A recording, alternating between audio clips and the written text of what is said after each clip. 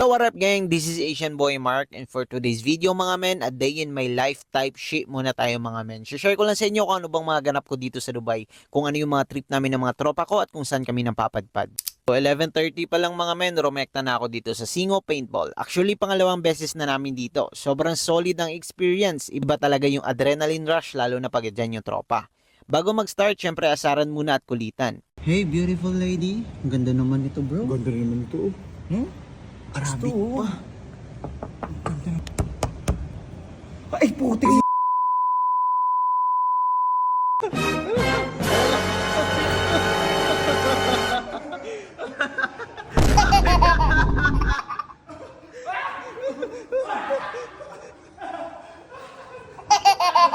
First game namin mga men, Jolly Ball. Medyo mas chill kesa sa paintball pero ang saya pa rin. Pagkatapos nun, paintball game na. Walang patawad, lahat gustong manalo.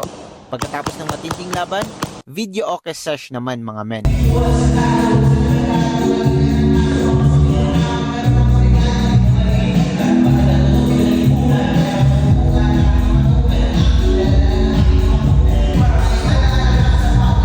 Grabe from barilan to biritan. Walang patid ang saya dito sa Singo Paintball. Pagkatapos ng paintball mga men, umuwi muna ako para magbihes kasi na-invite tayo ng Tower Plaza Hotel para sa pre-iftar celebration ng restaurant nila.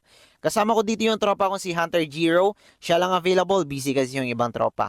Pero kahit dalawa lang kami, walang dull moment. Food trip mode on mga men. Solid yung buffet, puro Arabic food. First time ko matry yung iba pero masarap.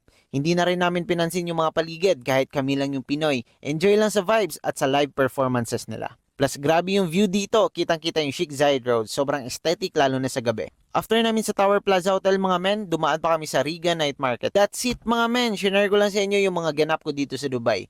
Kung nag-enjoy kayo, don't forget to like, comment, and pa-follow na din ang IG ko mga men. Pull up, gang gang, skrr skrr!